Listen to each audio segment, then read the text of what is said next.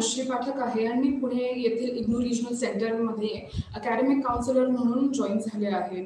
आजचा आपला सब्जेक्ट आहे history of India from the earliest times up to 300 CE. याचा अर्थ काय तर इतिहास पूर्व काळापासून आपल्याला भारताच्या इतिहासाबद्दल बघायचं आहे. तर आपले पहिले पॉइंट असणार आहे की इतिहास म्हणजे काय. इतिहासाच्या पहिले काही होते का, इतिहास कधीपासून चालू होते. ऐतिहासिक कालखंड जसं आपण बघतो आता तो कधीपासून चालू होतो बरं, जेव्हा मनुष्यांनी लिहिण्याची कला शिकली, लिहिता येतंय वाचता येतंय, पण ते जे त्यांनी नोंदणी करून ठेवली आहे, कोरीव लेख सोडले आहेत आपल्यासाठी, ते आपल्याला आज वाचता येतात. अशा कालखंडाला आपण ऐतिहासिक कालखंड म्हणतो. आता मी असं का म्हणते की जो आपल्याला वाचता येतो आता, कारण एक असाही कालखंड आहे ज्याच्यामध्ये मनुष्याला लिहिता येतंय वाचता येतंय, त्यांनी नोंदणी सोडली आहे, कोरीव लेख सोडले आहेत, पण ते अजून आपल्याला वाचता येत नाहीत. तर त्याला आपण काय म्हणतो, प्रोटो हिस्ट्री किंवा प्रगती इतिहास. आता हे लक्षात ठेवायचे खूप सिंपल उदाहरण आहे की आपण कुठलं पण समजा एक ड्रोन आहे, त्याचा आपण एक मॉडेल मार्केटमध्ये आणतोय, पण ते मार्केटमध्ये आणण्यापहिले आपण त्याचे एक प्रोटोटाइप प्रिपेअर करतो. प्रोटोटाइप म्हणजे त्याच्यासारखं, त्याच्यामध्ये काही चेंजेस हवे असतील तर नंतर मग एक फायनल प्रोडक्ट नसतो, प्रोटोटाइप असतो. तसंच प्रोटो इतिहास, इतिहासासारखे, जिथं आपल्याला त्याची लिपी कळत नाही. आणि त्याच्या पहिलेचा काळ जिथे लेखन येत नाही त्याला आपण काय म्हणतो, त्याला आपण म्हणतो इतिहास पूर्व काळ. या काळामध्ये आपण पाषाण युग बघतो. इतिहास पूर्व मानवी वंशाच्या सुरुवातीपासून ते कसे लिहायचे ते शिकल्यापर्यंतचे काळ असतो. पूर्व इतिहास आपण इतिहासात आपण मानव दगड आणि हाडांच्या साधनांचा वापर करताना पाहतो आणि म्हणूनच त्या काळाला आपण पाषाण युग म्हणतो. ते खालीलप्रमाणे विभागले गेले आहे. पहिले आहे पॅलिओलिथिक युग. पॅलिओलिथिक युगला आपण असं पण म्हणतो पुराण पाषाण युग. त्याच्यानंतर येते मेसोलिथिक. मेसोलिथिकला मध्य पाषाण आणि निओलिथिक. निओलिथिक म्हणजे नवाश्म युग, म्हणजे जुने जुने स्टोनेज, पाषाण युग, मध्य आणि नव. नव आणि पुराण मध्ये येतं मध्य. आता आपण पुराण पाषाण युगाबद्दल बोलूयात. आता जसं आपण बघतो मानवी उत्क्रांती किती वर्षांची झाली आहे, त्याच्यामध्ये एक 99% आपण नेहमी शिकार संकलन अवस्थेत असलो आहोत. आणि पॅलिओलिथिक म्हणजे पुराण पाषाण युगामध्ये पण हेच झालेले आहे. पॅलिओलिथिक संस्कृती प्लेस्टोसीन काळात विकसित झाली. प्लेस्टोसीन म्हणजे काय, जेव्हा आईस एज होता. आपण ती मूवी पाहिली असेल आईस एज, जी हॉलिवूडमध्ये क्वाईट फेमस आहे, ॲनिमेशन आहे त्यात. तर तेच आईस एज मध्ये जे कल्चर चालू झालं, जी संस्कृती चालू झाली ती आहे पुराण पाषाण युगाची संस्कृती. आता ह्याच्यामध्ये त्यांनी कुठले कुठले अवजार यूज केले आहेत, त्याचं आहे hand axes, cleavers, choppers, chopping tools, burins, scrapers. तर आता हे ब्युरेन्स काय असतात, हे टोकदार असतात, टोकदार अवजारं असतात. हँड ॲक्सेस जे हाताने पकडून जे कुऱ्हाड असते ते हँड ॲक्सेस, स्क्रेपर्स, हे सगळे. बहुतेक नद्यांच्या जवळ असणारी ही ठिकाणे असतात, म्हणजे आता जे आपल्याला स्थळं सापडली आहेत जिथे पुराण पाषाण युगाचे आपल्याला अवशेष सापडतात, ते युजली नद्यांपाशी असतात. नद्यांपाशी का असतात, कारण तिकडे पहिले कारखाने असायचे. कारखाने म्हणजे जिथं आपण पाषाण युगातील अवजारे बनवायचो, एक चिप करून फ्लेक करून जे अवजार बनवायचे ते नदीपाशी बनवायचे. का, कारण नदीपाशी जे दगड भेटायचे ते चांगल्या क्वालिटीचे असायचे, ते आपण लगेच चिप करू शकत असू, ते आपण लगेच वापरात आणू शकत असू. हे त्याचे काही उदाहरण आहेत. हे कसे दिसत आहेत बघा, हे पॉलिश्ड नाही आहेत. पहिलं वालं क्लिपर आहे, चॉपर आहे, chopping tool, side scrapers, burins, flakes, हे त्याचे उदाहरण आहेत. हे अजिबात पॉलिश्ड नाही आहेत बघा. आणि आता हेच जर आपण निओलिथिक म्हणजे नवाश्म युगात बघितलं तर ते खूप जास्त पॉलिश्ड होतात. तर मग आपल्याला तिथपर्यंतचा प्रवास आता थोड्या वेळात करायचा आहे. पुराण पाषाण काळातील मानव आणि त्यांच्या संसाधने, जीवजंतू यांच्यातील नातेसंदर्भ संबंधाच्या संदर्भात आपल्याला त्यांच्या निर्वाह पद्धतीतील काही कल्पना देतात. तर आता ते कसे जगायचे, काय खायचे, हे सगळं आपल्याला त्यांच्या संसाधनांवरून वगैरे कळतं. हे अवशेष सूचित करतात की लोक प्रामुख्याने शिकार आणि गोळा करण्याच्या अवस्थेत होते. गोळा करणे म्हणजे अन्न संकलन. लोकांनी त्यांच्या लगतच्या परिसरात म्हणजे एकदम इमिडिएट असणाऱ्या आपल्या परिसरामध्ये जे पशु आहेत, जे वनस्पती आहेत, ते खाऊन ते जगले आहेत. शिकार करण्याच्या पद्धती मोठ्या आणि मध्यम आकाराच्या सस्तन प्राण्यांवर केंद्रीय होत्या. त्याचवेळी हरण, गेंडा, हाती यांचे शिकार झालेले दिसतात. या काळात निवडक शिकार केल्याचा कोणताही पुरावा नाही. म्हणजे मला ससा आवडतो म्हणून मी फक्त सस्याचाच शिकार करणार किंवा मला अम, अ, टायगरची जी स्किन आहे ती घालायची म्हणून मी फक्त त्याचा शिकार करणार असं नाही, तर जे मिळेल त्याचा शिकार होत असेल. रॉक पेंटिंग्स आणि कोरीव काम देखील आपल्याला पुराण पाषाण काळीन लोकांच्या निर्वाह पद्धती आणि सामाजिक जीवनात अंतर्दृष्टी देतात. सर्वात जुनी चित्रे उच्च पाषाण युगातील आहेत. आता पाषाण युग किंवा मध्य पाषाण युग हे कसे डिवायडेड आहे, तर सगळ्यात खालती येतं लोअर, मिडल आणि मग वरचं. लोअर हे सगळ्यात जुनं, मिडलचं आणि सगळ्यात वरचं हे सगळ्यात नवीन असं. आणि ह्याचं उदाहरण म्हणजे काय, भिंबेटका. भिंबेटका मध्य प्रदेशमध्ये आहे. आय एम शुअर की सगळ्यांना ह्याच्याबद्दल माहिती असेल. तर भिंबेटकीमधील जी चित्र आहेत ते प्रामुख्याने कुठल्या प्राण्यांबद्दल आहेत बरं, बायसन, हत्ती, वाघ, गेंडा आणि वराह. कोरीव काम आणि चित्रांमध्ये शिकार हा मुख्य उदरनिर्वाहाचा प्रयत्न म्हणून ह्या चित्रांमध्ये दिसून येतो. कधी कधी शारीरिक वैशिष्ट्यांच्या आधारे पुरुष आणि स्त्री यांच्यात फरक करणे शक्य आहे. ही चित्रे हे देखील प्रतिबिंबित करतात की पॅलिओलिथिक लोक लहान बँड्स किंवा एक लहान गटात राहायचे एकत्र आणि निर्वाह अर्थव्यवस्था प्राणी आणि वनस्पती उत्पादनाच्या स्वरूपात संसाधनांच्या शोषणावर आधारित होती. आता येते मध्य पाषाण युग. मध्य पाषाण युगला आपण म्हणतो मेसॉलिथिक, जे सुमारे 8000 इसवी सन पूर्व साली चालू झाले आहे. पॅलिओलिथिक आणि निओलिथिक युगाच्या मध्ये असणारा हा युग आहे.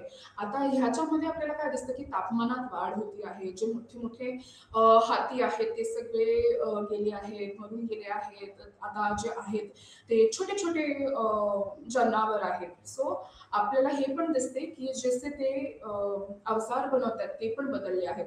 पहिलेचे अवजार मोठे असायचे, एकदम दगडी असायचे, हँड ॲक्स सारखं आपण जसं पाहिलं, पण आता ते एकदम छोटे असतात आणि टोकदार असतात.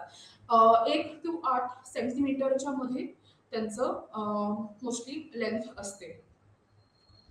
हवामानातील बदलांमुळे मानवी जीवनावर परिणाम झाला आणि प्राणी आणि वनस्पतींमध्ये बदल घडून आले. बरोबर. मनुष्य प्रामुख्याने शिकार संकलन अवस्थेत होता, परंतु शिकार करण्याच्या पद्धतीमध्ये मोठ्या खेळाकडून म्हणजे मोठ्या प्राण्यांकडून छोट्या कडे बदल झाला. हे भौतिक आणि पर्यावरणीय बदल रॉक पेंटिंग्स मध्येही दिसून येते. आता आपण पॅलिओलिथिक मध्ये पण पाहिलं की भिंबेटकाचं उदाहरण येतं, पण भिंबेटकाचं उदाहरण मध्य पाषाणमध्ये पण येतं. तर त्याच्या हिशोबाने मेसॉलिथिक साधने मायक्रोलिथ किंवा लहान दगडाची साधने आहेत. 1 ते 8 सेंटीमीटरचे असतात. काही मायक्रोलिथचे भौमितिक रूप म्हणजे जिओमेट्रिकल शेप्स असतात, जसे की ब्लेड, कोर, पॉइंट, त्रिकोण, लुनेट अँड ट्रॅपेझ. हे मेसॉलिथिक साधनांचे प्रकार आहेत. ह्याचे उदाहरण आपल्याला इकडे बघायला मिळते. हे चित्र आहे त्यांचं बघा, जसं की ट्रॅपीज आहे खालती, त्रिकोण आहे वरती, ट्रायंगल, पॉइंटेड कसं असतात, लुनेट्स कसे असतात. याशिवाय स्क्रेपर, ब्युरिन जसं मी बोलले टोकदार, यासारखी पुरातन पाषाणकालीन साधने मेसॉलिथिक युगातही चालू आहेत. आता ही मेसॉलिथिक स्थळं कुठे आपल्याला मिळतात? सातपुडा पर्वतरांगा, तापी नदीच्या इकडे, नर्मदा नदीच्या इकडे, माही, साबरमती, कोकण, छोटा नागपूर पठार, कृष्णा नदी, भीमा नदी, गोदावरी नदी इकडे आपल्याला हे दिसतात. सुरुवातीला मेसॉलिथिक स्थळांवर जनावरांचे अवशेष मिळाले आहेत, तर ते कुठले आहेत? गुरेढोरे, मेंढ्या, शेळी, म्हैस, डुक्कर, कुत्रा, बायसन, हत्ती, पाणघोडा, कोल्हा, लांडगा, चित्ता, संबळ, बारसिंह, काळवीट, चिंकारा, हॉग डिअर, ससा, पॉक्युपाईन, मंगूस, सरडा, कासव आणि मासे. मेसॉलिथिक लोकांच्या रॉक आश्रयस्थानात म्हणजे रॉक केव्स मध्ये आपल्याला चित्र व कोरीव काम सापडतात, ज्याच्याने आपल्याला त्यांच्या सामाजिक जीवनाबद्दल कल्पना येते. भीमबेटका, आदमगड, प्रतापगड आणि मिर्झापूर सारखी ठिकाणे मेसॉलिथिक कला आणि चित्रांनी समृद्ध आहे. शिकार, अन्न संकलन, मासेमारी आणि इतर मानवी क्रियाकल्पा या चित्रांमध्ये आणि कोरीव कामांमधून दिसून येते. भिंबेटका भिंबेटकाच्या चित्रांमध्ये अत्यंत आपल्याला काय काय दिसून येते बरं? म्हैस, माकड, नीलगाय यासारखे प्राणी दिसून येते. आणि हे जे खालचं चित्र आहे ते एक रॉक पेंटिंग आहे, ज्याच्यावर आपल्याला दिसतं की ते कसे शिकार करायचे. चित्र आणि कोरीव काम ह्यासारख्या क्रियाकल्पांचे चित्रण करतात. लैंगिक संगठन, मुलाचा जन्म, मुलाचे संगोपन आणि दफन समारंभ. म्हणजे काय की जे आपल्याला हे केव्ह पेंटिंग्स दिसत आहेत भिंबेटकाच्या, आपल्याला वॉल्सवर जे केव्ह पेंटिंग दिसत आहेत त्याच्यामध्ये आपल्याला काय काय दिसून येतं की काय काय सामाजिक जीवनांमध्ये बदल घडत आहेत. जर पॅलिओलिथिक एजमध्ये ते छोट्याशा संघटन करून राहत होते, तर आता आपल्याला दिसतं की लैंगिक संगठन, मुलाचा जन्म, मुलांचे संगोपन, दफन समारंभ हे कसं त्यांनी उत्क्रांती झाली आहे मानवाची ह्या संदर्भात. हे सर्व दर्शवते की मेसोलिथिक काळात सामाजिक संस्था पॅलिओलिथिक काळापेक्षा अधिक स्थिर झाली होती. असे दिसते की मेसोलिथिक लोकांच्या धार्मिक विश्वासांना पर्यावरणीय आणि भौतिक परिस्थितींनी कंडिशन केले होते. आता आपण वळतो नवाश्म युगाकडे. आता नवाश्म युग आपल्याला कसं कळतो की पॅलिओलिथिक आणि मेसोलिथिक नंतर नवाश्म येतो, पण आपल्याला कसं कळणार की हा दगड आहे तो नवाश्मचा आहे? तर तो एकदम पॉलिश असतो. दगडी अवजारे अधिक कुशलतेने बनवलेली आणि आकारात अधिक वैविध्यपूर्ण आणि अनेकदा पॉलिश केली गेली. मानवी समुदायांनी संस्कृतीच्या एका नवीन टप्प्यात प्रवेश केला ह्या काळात, नवाश्म युगात. का? कारण ह्या काळात आपल्याला शेती शिकायला मिळते. तर आपण आता पूर्णपणे निसर्गाच्या संसाधनांवर अवलंबून राहणार नाही आहोत. नवाश्म युगामध्ये आपण शेती चालू करतो. आपण बार्ली, गहू, तांदूळ यासारख्या धान्यांना पिकवण्याचे काम चालू करतो. त्यांना काही प्रजातींचे प्राणी दूध आणि मांस पुरवण्यासाठी तसेच विविध कारणांसाठी त्यांच्या श्रमाचा उपयोग करण्यासाठी पाळीव प्राणी पाळण्यास सुरुवात केली. मग आता नवाश्म युगाचे आपल्याला 3 वैशिष्ट्ये काय दिसतात की स्टोन, आपले जे अवजार आहेत ते पॉलिश्ड आहेत, विविध प्रकारचे आहेत, अधिक कौशल्यतेने बनवलेले आहेत. दुसरं काय आहे की आपल्याला शेती चालू होताना दिसते आणि तिसरी पशुपालन. ठीक आहे. मानवी संस्कृतीच्या या अवस्थेची सुरुवात नवीन प्रकारच्या दगडी हत्यारांनी केली जाते, ज्यांना नवपाषाणकालीन साधने किंवा नवीन पाषाण युगातील साधने म्हणतात. वैशिष्ट्ये जसे मी सांगितले, मातीचे भांडी वगैरे पण येतात, ज्याला आपण इंग्लिशमध्ये पॉटरी म्हणतो. वनस्पती आणि प्राण्यांच्या पाळीवपणामुळे काय होते, काय बदल घडते? बैठी जीवनावर आधारित खेड्यातील समुदायांचे उदय होते. कृषी तंत्रज्ञानाची सुरुवात आणि नैसर्गिक संसाधनांचे शोषण करून निसर्गावर अधिक नियंत्रण. आता एक खूप मॉडर्न एक्झाम्पल घ्यायला झालं तर मग आपले जे रिव्हर, आपल्या ज्या नद्या आहेत त्याच्यावर आपण डॅम बांधतो. तर ते कसे करतो? आपण नैसर्गिक संसाधनांचाच वापर करतोय, पण निसर्गावर आपण नियंत्रण पण करतोय. सध्याच्या अफगाणिस्तान, बलुचिस्तान आणि पाकिस्तानामध्ये गहू आणि बार्लीच्या शेताची उत्पत्तीचे पुरावे सापडतात, जसे की मेहरगडमध्ये. उत्तर अफगाणिस्तानमध्ये शिकारी आणि गोळा करणाऱ्यांनी व्यापलेल्या गुहा पुरातत्वशास्त्र तज्ञांनी शोधून काढले आहेत, ज्यात जंगली मेंढ्या, गुरेढोरे आणि शेळी यांच्या हाडांचे अवशेष आहेत. सुमारे 7,000 इसवी सन पूर्व अफगाणिस्तानमध्ये मेंढ्या आणि शेळ्या पाळल्या गेल्या पहिल्यांदा. आता हे जे तुम्ही खालती बघताय ते आहेत अवजारे, कशाचे? नवपाषाणाचे. बघा ते किती गोलाकार आहेत आणि पॉलिश्ड आहेत. आणि हे कुठे कुठे मिळतात बरं? हे बुरजहून म्हणजे कुठे? काश्मीर, आसाम, इथे सगळीकडे मिळतात. डेक्कनमध्ये पण मिळतात. प्राचीन भारतीय इतिहास स्तोत्र. आता आपण इसवी सन पूर्व इतिहास हे सगळं पाहिलं आहे. आता आपल्याला जायचं आहे इतिहासाच्या कालखंडाकडे. इतिहासाचे कालखंड कशात डिवाइडेड आहेत? प्राचीन, मध्ययुगीन आणि मॉडर्न. प्राचीन भारतीय इतिहासाचे स्तोत्र. आपल्याला स्तोत्र हे जे साधने आहेत यांचा का अभ्यास करावा? म्हणजे का? तर आपण जेव्हा इतिहास लिहितो, वाचतो, त्याआधी आपल्याला ह्या साधनांची माहिती पाहिजे. जर ही साधने नसतील तर आपल्याला कधीही इतिहास लिहिता येणार नाही. आणि जो इतिहास लिहिला गेला आहे तो चांगला इतिहास आहे का? तो इतिहास नीट लिहिला गेला आहे का? हे आपल्याला कळण्याचा मार्ग नाही जोपर्यंत आपल्याला ही साधने कळत नाहीत. तर पहिलं आहे साहित्यिक, दुसरं पुरातत्व आणि तिसरं परदेशी लोकांची खाती. साहित्यिक म्हणजे आता तुम्हाला हे पण कळायला पाहिजे की जर कुठला कोरीव लेख आहे तर ते पण एक लेखिकच साधन झालं, बरोबर? पण म्हणून आपण त्याला डिस्टिंग्विश करतो, डिवाइड करतो. साहित्यिक म्हणजे वाङ्मय. म्हणजे काय? कुठली ड्रामा असेल किंवा चरित्र असतील तर ती वाङ्मयिक साहित्यिक साधनांमध्ये जाते. आणि पुरातत्व स्तोत्र म्हणजे जे आपल्याला रॉकवर वगैरे सापडतात, जसं की शिलालेख कोरीव लेख आहे, पण ते आपल्याला पुरातत्व तंत्रज्ञान शोधून देतात, बरोबर? सो जे आपल्याला असं ऑब्जेक्टच्या रूपात मिळतं ते पुरातत्व होऊन जातं आणि लेखिक नाही राहत. परदेशी लोकांची खाती. आता तुम्हाला माहितीच असेल की आपलं जे इंडिया आहे, भारत आहे, आपले दूरच्या देशांबरोबरचे संबंध नेहमीच राहिले आहेत. आपल्याला काही घ्यायचं आहे, काही विकायचं आहे, आपलं कॉमर्स आहे. हरप्पा संस्कृतीच्या वेळेस आपले संबंध मेसोपोटामियाच्या संस्कृतीबरोबर राहिले आहेत. तर मग जेव्हा हे चालू आहे, देवाणघेवाण चालू आहे, तेव्हा तिकडची पण लोक आपल्याकडे येतात. आणि जेव्हा तिकडची लोक आपल्याकडे येतात तेव्हा काय होते?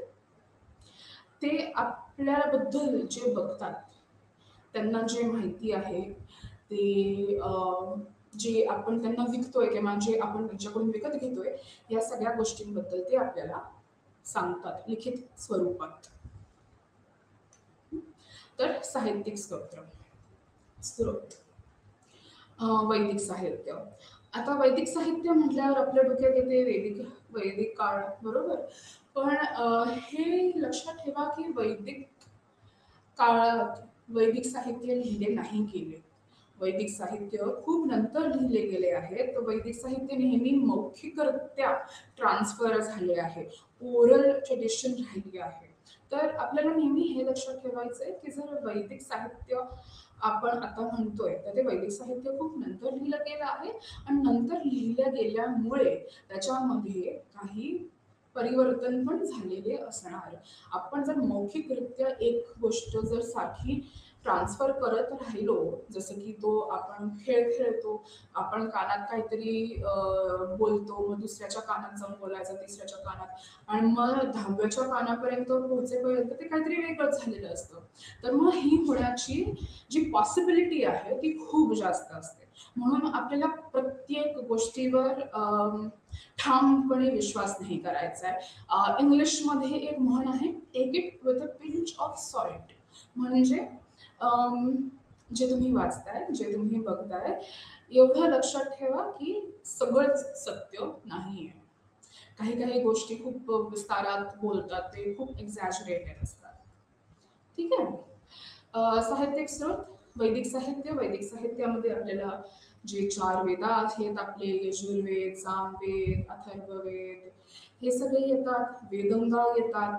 वेदांगा नंतर मग आपल्याला उपनिषद, अरण्यकाज, अरण्यकाळ, कर्मकांड, सूत्र, सूत्रानंतर काय येतं बरं? स्मृती, श्रुतीनंतर स्मृती पुराण, स्मृती, आणि स्मृतीमध्ये आपल्याला काय दिसतं? मुख्यतः मनुस्मृती.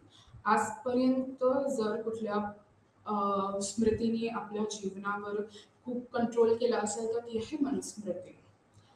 पण ह्या सगळ्यामधून आपल्याला काय कळते? आता हे सगळे जे नावं घेतले मी ह्याच्यामध्ये आपल्याला काय कळते?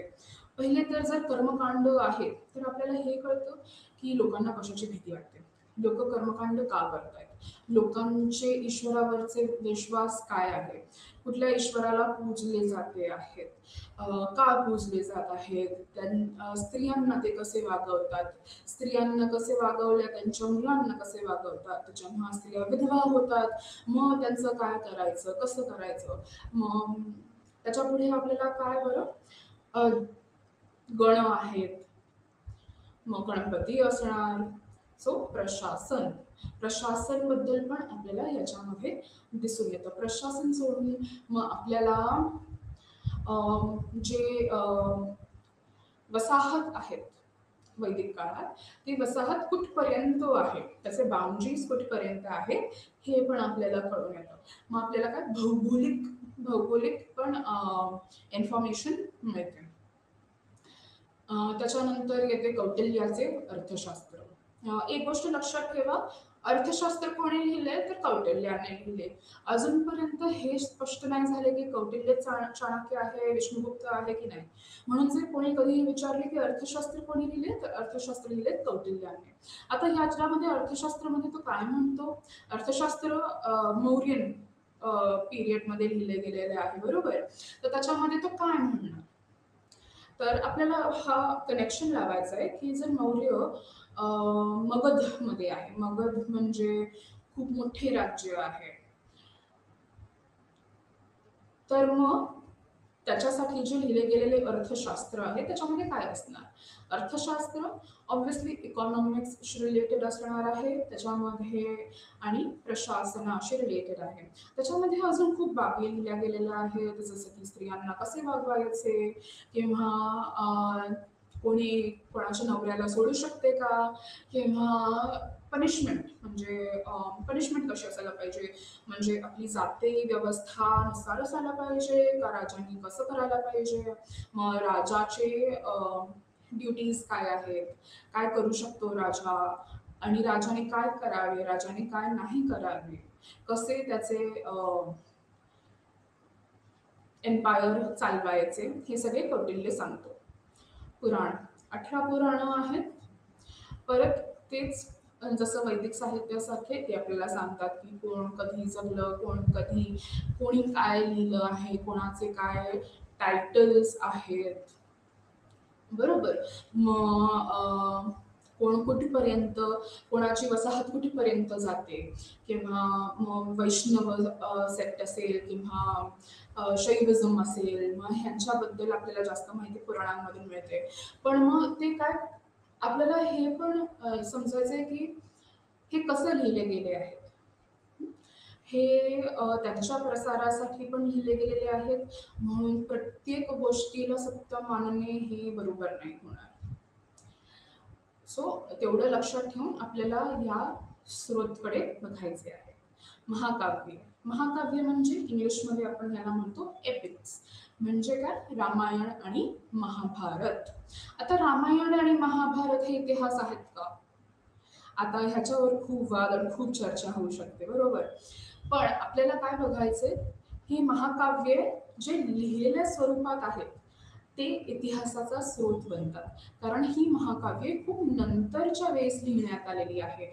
हर्षवर्धन म्हणजे 600-700 सीई कॉमन एरा, तर तेव्हाच्या काळामध्ये हे सगळं लिहिण्यात आले होते, लिहिणे पूर्ण झाले होते. वाल्मिकीची रामायण, तुलसीदासाची रामायण, महाभारत हे सगळं खूप नंतर लिहिलं गेलंय. तर मग आपल्याला हे बघायचंय की एका महाभारतात आपण बघतो की कमी खंड आहेत. दुसऱ्या महाभारतात जास्त खंड आहेत. तर असं का? तर ज्यावेळेस हे लिहिण्यात आले होते, त्यावेळेस लोकांनी आपापल्या आजूबाजूच्या लगतच्या परिसरात बघून जे घडणजडण चालू आहे, जे काही घुसळण चालू आहे, त्या हिशोबाने त्यांनी ॲडिशन केले आहेत यात.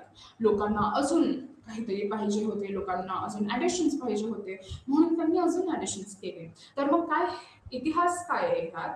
इतिहास हा आहे की त्या लोकांनी जे लिहिले आहे ते आपल्याला त्यांच्या परिसराबद्दल सांगते. ते आपल्याला हे नाही सांगत की राम खरंच जिवंत होता की नाही, पण ते आपल्याला हे सांगते की जे लिहिले गेले आहे, तेव्हाची जी लोकं होती त्यांची सामाजिक घुसळण कशी होती, त्यांची सामाजिक व्यवस्था कशी होती. कारण त्याच हिशोबाने त्यांनी ते लिहिलेले आहे. त्याच्यानंतर आपल्याला येते संगम साहित्य. संगम म्हणजे असेंब्ली, संघटन, सगळे एकत्र येऊन बसतात. तर संगम साहित्य आपल्याला हे तमिळमध्ये मिळतं, साऊथ इंडियामध्ये मिळतं, ज्याच्यामध्ये खूप काव्य आहेत, जे आपल्याला त्याच्यामध्येच महाकाव्य पण आहेत. ते आपल्याला त्यांच्या सामाजिक स्थितींबद्दल सांगतात. त्याच्यामध्ये खूप स्टोरीज आहेत, खूप कहाण्या आहेत, ज्याच्यावरून आपल्याला कळतं की त्यावेळेसची सामाजिक संघटन घुसळण कशी होती, त्यावेळेसचं ट्रेड, कॉमर्स, इकॉनॉमिक्स कसं होतं, कुठले किंग कधी जगत होते किंवा कुठल्या किंगनी कोणाला कोणाला जास्त इम्पॉर्टन्स दिला. अर्थातच खूप लोकांनी असं पण केलं की खूप पाठीमागे लिहिलंय संगम साहित्याला, एवढं की विच इज नॉट म्हणजे हिस्टॉरिकली ते नाही आपण प्रूव्ह करू शकत. पण मग ते पण आपल्याला काहीतरी सांगतं की नाही त्या लोकांबद्दल, का त्यांनी असं केलं, का त्यांना असं वाटलं की आपण अजून पौराणिक व्हावं.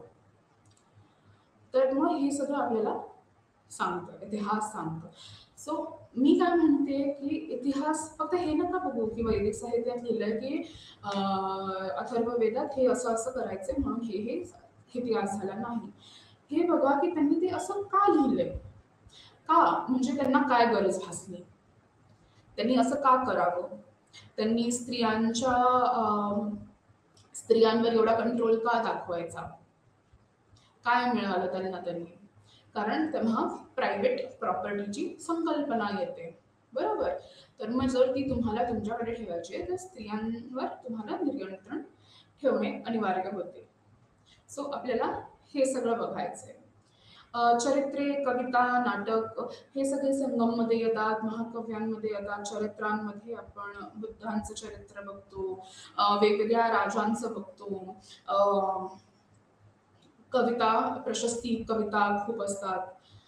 नाटक जसं मेघदूत किंवा मुद्रा राक्षस, अशी सगळी जी नाटकं आहेत ती आपल्याला सामाजिक स्थिती, सामाजिक घुसळण, कोण बाहेरचे आले आपल्याकडे, त्यांनी काय केलं, आपण किती युद्ध जिंकलो, किती युद्ध हारलो, किती युद्ध आपण केले, हे सगळे आपल्याला सांगतात. बौद्ध आणि जैन साहित्य. बौद्ध आणि जैन साहित्य आपल्याला खूप हेल्प करतात. इसवी सन पूर्व 600 पासून. बौद्ध आणि जैन साहित्य ह्यांच्यामध्ये पण आपल्याला थोडेफार कॉशियस राहायचे आहे. थोडेफार कळायला पाहिजे आपल्याला की यांनी पण प्रसारासाठी आपल्या रिलिजनच्या प्रसारासाठी हे सगळं लिहिले आहे. जसं की बौद्ध साहित्यामध्ये दिसते की ते म्हणतात की अशोकाने एवढ्या लोकांना मारले, अशोकाने असं केले, अशोक एवढा क्रूर होता. पण अशोक जेव्हा बुद्धिझम अडॉप्ट करतो, जेव्हा तो बुद्धिस्ट बनतो, तेव्हा तो हे सगळं सोडून देतो. पण हे खरं नाहीये, कारण we have proof which say we have आपल्याकडे प्रूफ आहे जे म्हणतं की त्याच्या शिलालेखानंतर, म्हणजे ज्या शिलालेखावर तो म्हणतो बौद्धिझम बद्दल, त्याच्यानंतरही तो त्याच्या फॅमिलीमधल्या एका माणसाला, एका बाईला पनिशमेंट देतो, जे बुद्धिझममध्ये ॲक्सेप्टेड नाही आहे. सो हे पण आपल्याला with a pinch of salt घ्यायचे आहे. ठीक आहे. अजून काय येतं विनय पिटका, द तीन पिटकास, जैन साहित्य, जसं आपले पंचतंत्र आहेत तसे जैन आणि बुद्धिस्ट साहित्यामध्ये पण असे फोक टेल्स आहेत, थेरा गाथा आहेत, काही बुद्धाच्या पुनर्जीवनाबद्दल सांगत राहतात, काही बुद्धाच्या जे जवळचे होते त्यांच्याबद्दल सांगत राहतात. जैन साहित्यावरून आपल्याला हे कळतं की त्यांच्यामध्ये डिव्हिजन कसं झालं, श्वेतांबर, दिगंबर हे कसे झाले. मौर्य राजा मौर्य राजांनी पण जैन स्वीकारले होते, जैनिझम स्वीकारले होते आणि मग त्याचा मग काय प्रश्न झाला, जेव्हा महामारी होती तेव्हा तो पण बसला की मला पण नाही जेवायचं. मग तेव्हा काय झालं हे सगळं आपल्याला या साहित्यांवरून कळतं. परत खूप इम्पॉर्टंट आहे, नेहमी लक्षात ठेवा की विचारा का का असं लिहिलं गेलेलं आहे आणि त्याच्यावरून आपल्याला इतिहास कळतो. पुरातत्वीय व भौतिक साधने.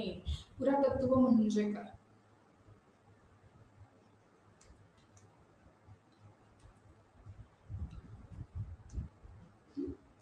पुरातत्वशास्त्र मानवाने बनवलेल्या वस्तूंच्या अभ्यासावर आधारित आहे. बरोबर, आता जे दगड बनवले आहेत त्याच्या अभ्यासावर हा पुरातत्वशास्त्र आधारित आहे. आपण उत्खनन करतो, आपण त्या उत्खननामधून काय तर त्यांचे बांगड्या सापडतात आपल्याला, त्यांच्या अंगठ्या सापडतात किंवा त्यांची नख, ते जे अवजार यूज करायचे ते सगळे सापडतात आपल्याला. बरोबर, तर हे आपल्याला पुरातत्वशास्त्र खूप हेल्प करतो, कारण ह्या वस्तूंच्या आधारावरच आपण इतिहास लिहू शकतो. या स्लाइडकडे मी नंतर येते, आपण पहिलीची स्लाइड बघूयात. पुरातत्वीय व भौतिक साधने याच्यामध्ये काय काय येतात? नाणी, कोरीव लेख आणि स्मारके. नाणी, आता नाणी सिंपल नाणी आपल्या जसे कॉइन्स आहेत तसे, मग ते काय हेल्प करू शकतात बरं आपल्याला? कारण ते नाणी एका प्रकारच्या मेटलनी बनलेले असतात. बरोबर, आता जर ते सोन्याने बनलेले असतील तर आपल्याला त्या राज्याच्या आर्थिक स्थितीबद्दल कळते. बरोबर, तर तसंच जर तांबड्याने बनले असतील तर मग आपल्याला काय कळतं त्यांच्या आर्थिक स्थितीबद्दल. ते एवढे विकसित नसावे आर्थिकरित्या. कुठे सापडले गेलेत हे नाणे, म्हणजे कुठल्या बायपासला सापडले गेले आहेत का, कुठल्या टोलला सापडले गेले आहेत का, कुठल्या कुठल्या प्रदेशात सापडले गेले आहेत, मग त्या प्रदेशात यांचा विस्तार होता का, ह्यांचे ट्रेड होते, देवाणघेवाणीचे रिलेशन्स होते, हे सगळे आपल्याला कळतात नाण्यांवर. आता ते एका साईडला कधी कधी राजाचे फोटो, राजाचे हे आणि पाठीमागे कुठल्या तरी देवाचे असायचे, मग ते आपल्याला काय सांगायचं की तो राजा कसा दिसतो, तो राजाच्या हातामध्ये काय असते, त्या राजाच्या वेशभूषा कशी आहे. पण हे आपल्याला हेही कळतं की तो म्हणतोय की तो अवतार आहे देवाचा, कारण पाठीमागच्या साईडला कुठल्या तरी देवाचं चित्र असतं.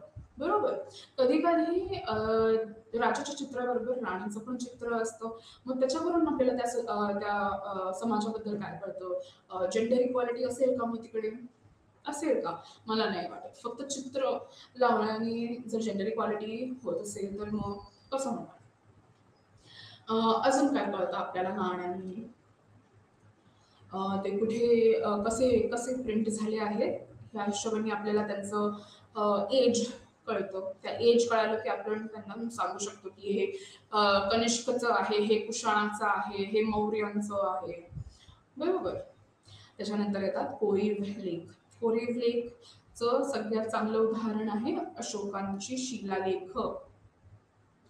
अशोकाने आता प्रत्येक जागी, प्रत्येक त्याच्या विस्तारात, त्याच्या राज्याच्या विस्तारात दगडांवर शिलालेख, कोरीव लेख हे करून ठेवले आहेत. तर त्या कोरीव लेखांमध्ये काय लिहिलंय की मी प्रियदर्शी राजा हे सांगत आहे, हे म्हणत आहे आणि म्हणून हे असं असं व्हायला पाहिजे. बरोबर, तर त्यांनी काय दिलं, त्यांनी राजादेश राजाचे आदेश दिलेले आहेत त्यावर. मग त्याच्यावरून आपल्याला काय कळतं, की राजाचं त्यावेळेसचं काय इम्पॉर्टन्स होतं, राजा काय करायचा, राजाची ड्युटीज काय होते, कुठपर्यंत त्याचे विस्तार होते, त्याला काय जसं की एका एका त्याला म्हणतात रॉक एडिक्ट, म्हणजे रॉकवर लिहिलेले गेलेले आदेश. तर त्याच्यामध्ये त्यांनी काय म्हणले आहे की अ, राज की पशूंना आपण हार्म नाही करायचं आहे. पशु, पक्षी ह्यांना सगळ्यांसाठी पाणी ठेवायचे आहे. जे दूर-दराजवरून येतात लोकं, त्यांना कसे पाणी द्यायचे, त्यांना कशी स्थळं द्यायची राहायला, हे सगळं त्यांनी लिहिलं आहे. मग त्याचं आयडिया काय आहे ऑफ राज्याची आयडिया काय आहे? फक्त त्याला राज्य करायचंय लोकांवर, का त्याची खरंच एक संकल्पना होती की कशी राज्य करायची लोकांवर, लोकांच्या भवितव्यासाठी, लोकांच्या चांगलेपणासाठी कसं करावं? तर हे सगळं आपल्याला त्याच्या कोरीवलेख, त्याच्या शिलालेखावरून कळतं. आता एक अजून असतं की पिलर. पिलर जो असतो स्तंभ, स्तंभ त्याच्यावरचे जे लेख असतात, जसं की अलाहाबादची प्रशस्ती, समुद्रगुप्ताची जी प्रशस्ती आहे, तर त्याच्यामध्ये त्याच्या कोर्टमधल्या पोएटनी काय-काय लिहिले त्याच्याबद्दल, की तो असा होता, तो त्यांनी एवढ्या-एवढ्या लोकांना हरवलं, त्यांनी असं केलं, त्यांनी तसं केलं. तर त्यामुळे आपल्याला काय कळतं, त्या राजाची हिस्ट्री कळते, त्या राज्याची हिस्ट्री कळते. पण ऑफकोर्स ॲज युजुअल आपल्याला एवढं लक्षात ठेवायचं आहे, की सगळं काही खरं नसतं. हं? त्याच्यानंतर स्मारके. स्मारके म्हणजे जसं की आज आपल्याकडे ताजमहल आहे. हे हे प्राचीन काळातलं नाही आहे. बट प्राचीन काळातलं काय आहे आपल्याकडे? अ, रुद्रदमनचा शिलालेख आहे किंवा अजून कुठली स्मारक साऊथमध्ये जी टेम्पल्स आहेत, त्याच्यावरून आपल्याला काय कळतं की तेव्हाचं आर्किटेक्चर हे कसं होतं. आणि जेव्हा आपण एक आर्किटेक्चर ह्या पॉइंटला बघतोय आणि त्याच प्रकारचं आर्किटेक्चर जर आपण इकडे बघतोय, तर आपल्याला काय कळतं की ह्या दोघांमध्ये देवाणघेवाण चालू आहे. थॉट्सची, पैशांची किंवा कारागिरांची देवाणघेवाण चालू आहे किंवा यांचा विस्तार इथपर्यंत झालेला आहे. बरोबर? तर अशा प्रकारे आपल्याला पुरातत्वीय भौतिक साधनं मुळे आपल्याला हे इतिहास लिहिता येते. परदेशी लोकांची खाती. जसं मी बोलले, अ, आपलं नेहमी ट्रेड रिलेशन्स राहिले आहेत बाहेर आणि बरीचशी लोकं आपल्याकडे येऊन गेली आहेत. तर आपल्याकडे यायला त्यांना समुंदर, 7 समुंदर पार करावे लागायचे, जसं की ते गाणं म्हणतं. अ, तर मग पेरिप्लस ऑफ द एरिथ्रेयन सी ह्याच्यामध्ये तो आपल्याला काय सांगतो? तो आपल्याला ओशनबद्दल सांगतो, आपल्या समुद्रांबद्दल सांगतो. कसं जायचं, कुठे जायचं, कुठून ट्रेड रूट्स आहेत. मग इंडियावर पोहोचल्यावर टॉलमीज जिओग्राफी, आपल्याला आपलं इंडियाची जिओग्राफी, इंडियाचे मॅप्स, इंडियाचे सगळ्यात पहिले मॅप्स किंवा इंडियन सब कॉन्टिनेंटचे जे सगळ्यात पहिले मॅप्स आहेत, हे आपल्याला इकडे मिळतात.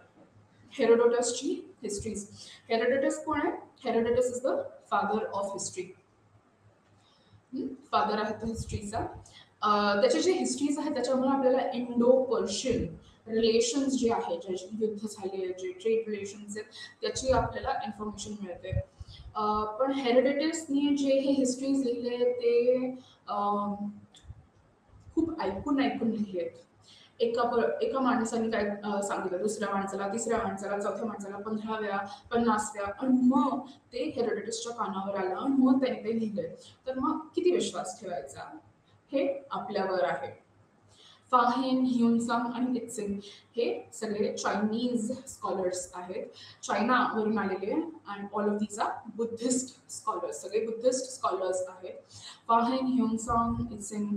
तर हे जेव्हा आले त्यांनी इंडियामध्ये बुद्धिझमची काय स्थिती होती ह्याच्याबद्दल लिहिली आहे. इत्सिंग तर हर्षाच्या काळाला आलेला आणि हर्षाचा काळ म्हणजे युजली जिथं आपण प्राचीन भारत संपवतो. तर आपल्याला हे काय काय सांगतात आणि आपल्याकडे असे खूप वेळा झाले आहेत की काही समजा तक्षशिलाची विद्यापीठ किंवा कुठली अजून विद्यापीठ किंवा पुस्तकालय हे सगळे काही जळाले आहेत, काहींना जाळं घातली आहे, जे टिकले नाही आहेत. पण फाहेन, ह्योन्सांग इत्सेन ह्यांनी आपले जे दस्तावेज होते ते घेऊन गेले चायनाला परत. सो मग काय झालं की आपल्याकडे अजूनही पुरावे राहिलेत. ते घेऊन गेले म्हणून आजपर्यंत आपल्याकडे ते पुरावे आहेत. या प्रकारे परदेशी लोकांची खाती आपल्यासाठी इम्पॉर्टंट आहे. पुरातत्वशास्त्र साधन हे इतिहास पुनर्रचना करण्यासाठी महत्वाचे. ते त्यांच्या उत्पादनाची प्रक्रिया, ते ज्या कच्च्या मालापासून बनवले जातात त्याच्या उत्पादनात सामील असलेले तंत्रज्ञान, अशा वस्तूंचा वापर इत्यादीसाठी महत्वाचे पुरावे देतात. आणखी एक प्रकारचा पुरावा आहे ज्यामध्ये सेंद्रिय आणि पर्यावरणीय अवशेषांचा समावेश आहे, ज्याला इको फॅक्ट, पहिले जे वस्तू आहेत त्यांना आपण म्हणतो आर्टिफॅक्ट, जे माणूस बनवतो, माणसाने बनवले, आणि हे जे ऑर्गॅनिक सेंद्रिय आणि पर्यावरणीय अवशेषांवरून बनवले आहे ते आहे इकोफॅक्ट म्हणून ओळखले जाते. ते भूतकाळातील मानवीय क्रियाकल्पांचे अनेक पैलू प्रकट करू शकतात. त्यामध्ये प्राण्यांचे हाडे, वनस्पतींचे अवशेष, माती आणि गाळ इत्यादींचा समावेश होतो. ते आपल्याला लोक कोणत्या पर्यावरणीय परिस्थितीमध्ये राहतात, हवामानातील फरक आणि त्यांच्या मानवांवर होणारा परिणाम, त्यांनी कोणत्या प्रकारचे अन्न खाल्ले इत्यादी बाबी समजून घेण्यास मदत करतात. आता पुरातत्वाचे प्रकार म्हणजे पुरातत्व विज्ञान. ह्याचे प्रकार काय काय आहेत? तर पहिलं आहे एथनो आर्किओलॉजी, ज्याला आपण म्हणतो वांशिक पुरातत्वशास्त्र. एक्सपेरिमेंटल आर्किओलॉजी, प्रायोगिक पुरातत्व. अंडरवे आर्किओलॉजी, पाण्याखालील पुरातत्व. एन्व्हायरमेंटल अँड बायो आर्किओलॉजी, पर्यावरण पुरातत्व. आणि जैव पुरातत्व. आता ह्या सगळ्याबद्दल आपण पुढच्या वेळेस शिकूयात. आतासाठी ही स्लाइड अशीच राहून दे. आपण पुढचं बघूयात भारतीय उपखंडातील प्रमुख पुरातत्व स्थळे. आता आपण जसं पुरापाषाण आणि मध्यपाषाण युगामध्ये पाहिलं तसे भीमबेटका हे खूप इम्पॉर्टंट आहे. त्याच्यामध्ये किती गुहा आहेत? 700 गुहा आणि रॉक शेल्टर आहेत किंवा दगडी आश्रयस्थान आहेत. कुठे आहे भीमबेटका? मध्य प्रदेशातील रायसेन जिल्ह्यात आहे. मेसॉलिथिक कालावधीतले मायक्रोलिथचे उत्पादन हे आपल्याला इकडे दिसून येते. लाल गेरूमध्ये केलेल्या पेंटिंगचा समावेश असलेल्या रॉक आर्टची भव्यता. हे बघा, हे तो रंग आहे लाल गेरुआ. पांढरा, पिवळा आणि हिरवा देखील वापरला आहे, परंतु मला ह्याचे फोटोज नाही सापडले म्हणून मी इकडे लावू नाही शकले. शिकार, मासेमारी, मध गोळा करणे, नृत्य इत्यादी दृश्य आपल्याला दिसतात. म्हणजे त्यांची सामाजिक जी संघटन आहे ती कशी होती, काय काय करायचे ते, हे सगळे आपल्याला ह्या भीमबेटकाच्या भिंतींवरून कळते. 7व्या मिलेनियम BCE च्या सर्वात जुना पूर्व युनेस्को जागतिक वारसा स्थळ पण आहे हा.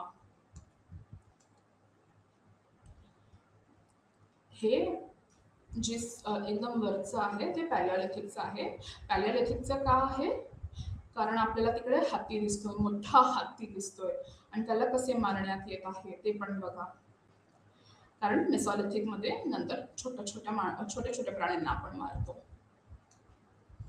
मेहरगड भारतीय उपखंडातील सर्वात जुनी गाव वस्ती ही इकडे आली. आपण जेव्हा नवाश्म युगाबद्दल बघत होतो तेव्हा आपण अफगाणिस्तान, बलुचिस्तान, पाकिस्तान इकडे होणाऱ्या उत्क्रांतीबद्दल बोललो. तर त्यातील एक आहे मेहरगड. बलुचिस्तान जवळ आहे ते निओलिथिक वस्ती आहे, म्हणजे नवपाषाण. नेक्रोपोलिस, प्राचीन शहरातील दफनभूमी आपल्याला हे सापडले आहे. म्हणून आपल्याला काय कळते बरं तिकडून? आपल्याला हेही कळते की त्यांची विश्वास काय होता. त्यांना असं वाटायचं का की पुनर्जन्म आहे? त्यांना असं वाटायचं का की आमचा माणूस आता चाललाय, तर आम्ही त्याला काय काय दिलं पाहिजे, त्याच्या आफ्टर लाईफसाठी काय काय दिलं पाहिजे. तर हे सगळं आपल्याला ह्या नेक्रोपोलिसवरून कळतं. नेक्रोपोलिस म्हणजे काय? प्राचीन शहरातील दफनभूमी. लहान आयताकृती केल्यांची घरे. हे जे आपल्याला दिसतंय खालती बघा, जे रेक्टँग्युलर, ज्याला आपण इंग्लिशमध्ये म्हणतो रेक्टँग्युलर, ते छोटे रेक्टँग्युलर रूम्स असणारे घरे आहेत. दळणाचे दगड, सूर्य इत्यादी सापडले.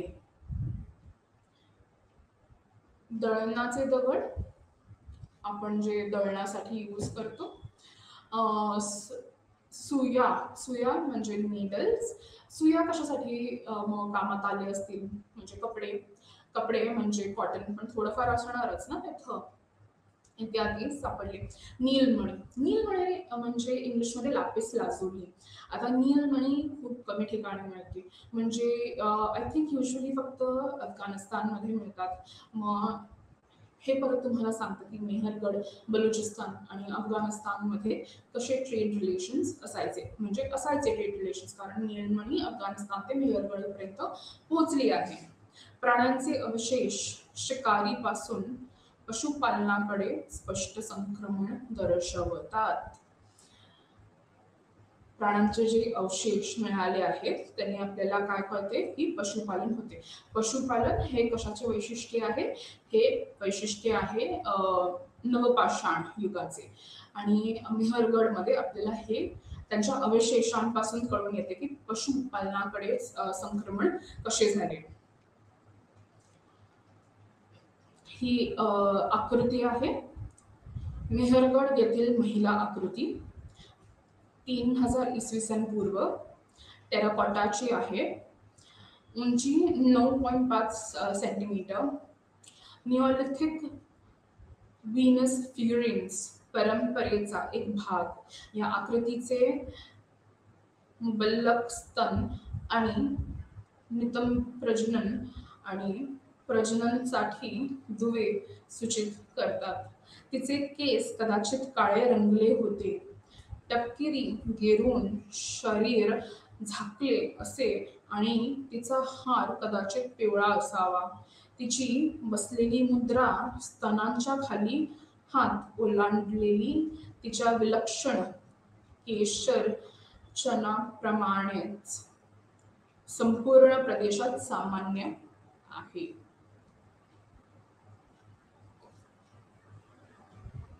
हिचा कलर फेड झालेला आहे. बेसिकली आपल्याला म्हणायचं काय आहे की यांनी काही रंग दिला होता पण तो रंग आता फेड झालाय. हडप्पा, हडप्पा बद्दल सगळ्यांना माहिती असावं है ना. हडप्पा कुठे सापडतं? हडप्पा आहे पाकिस्तानातील पंजाब प्रांतामध्ये.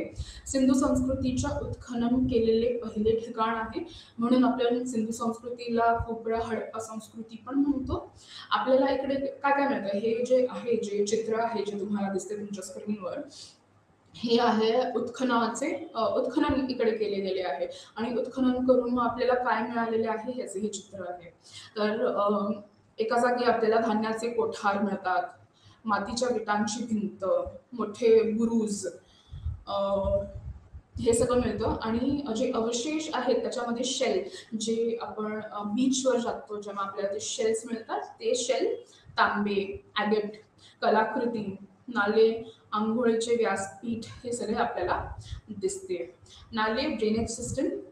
हडप्पाचं ड्रेनेज सिस्टम खूप चांगलं होतं. हडप्पाचं जे स्ट्रक्चर होतं, प्लॅनिंग स्ट्रक्चर, सिटी स्ट्रक्चर जे होतं, जे सिटीचं प्लॅनिंग होतं ते खूप चांगलं होतं. सगळं 90 डिग्रीला येऊन भेटायचं. आंघोळीचे व्यासपीठ आणि 2 स्मशानभूमी.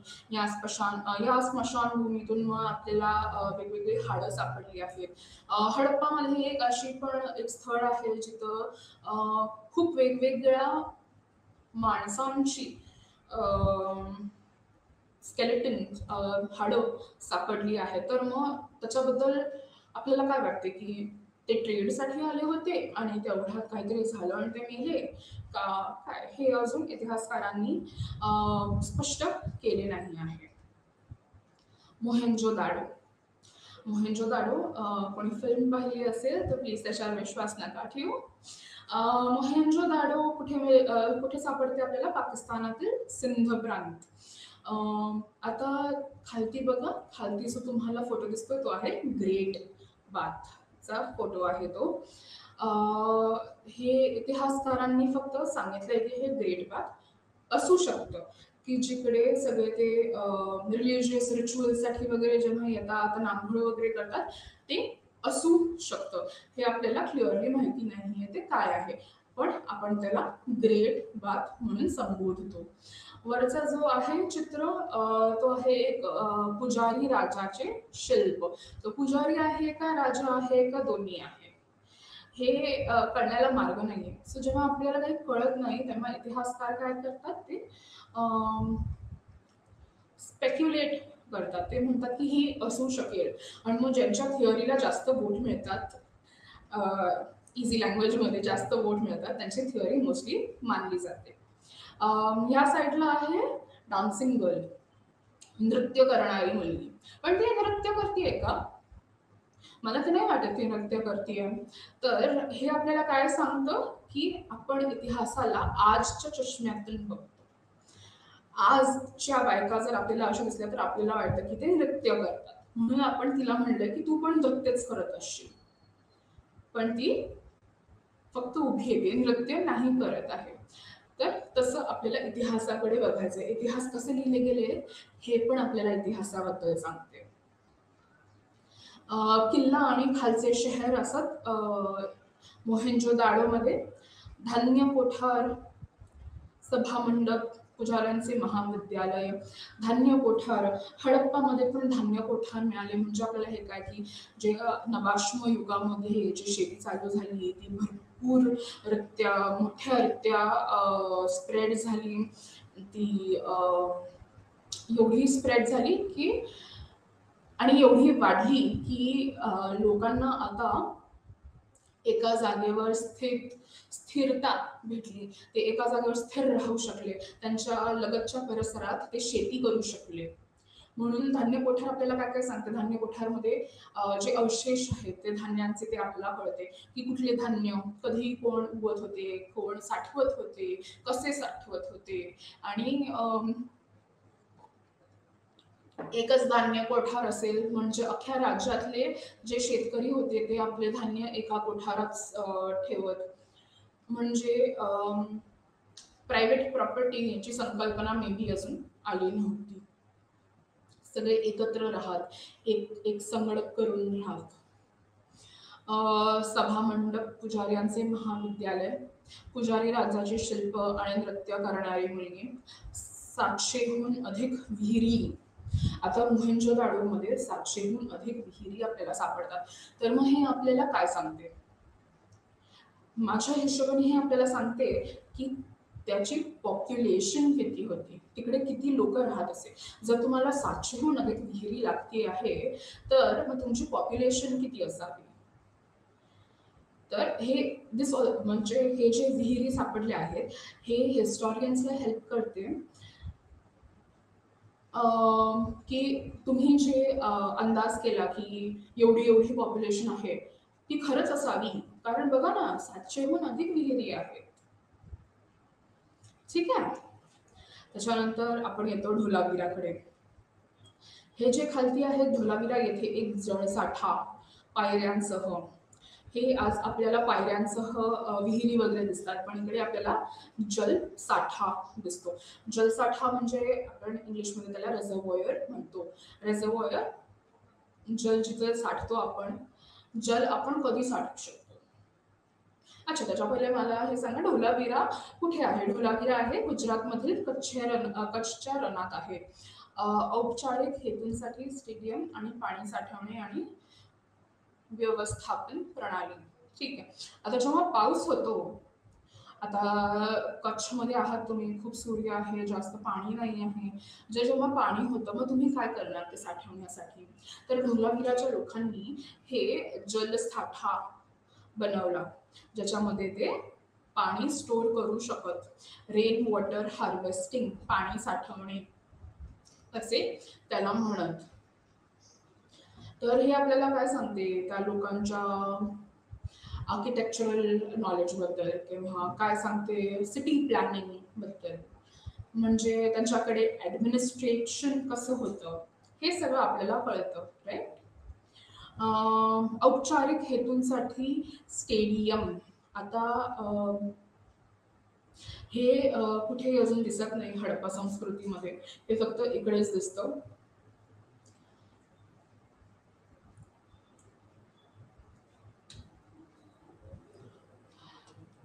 आपण पाठीमागे जाऊन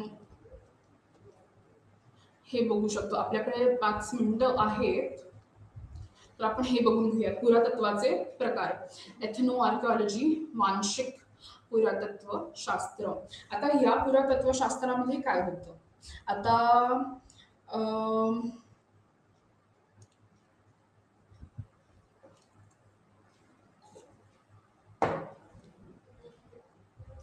आजची जी लोक आहेत आणि त्यांची संस्कृती यांचा अभ्यास होतो, हे समजण्यासाठी की जे आपले ॲन्सेस्टर्स आहेत, पूर्वज आहेत, त्यांची कशी संस्कृती राहिली असती, त्याला आपण म्हणतो वांशिक पुरातत्वशास्त्र.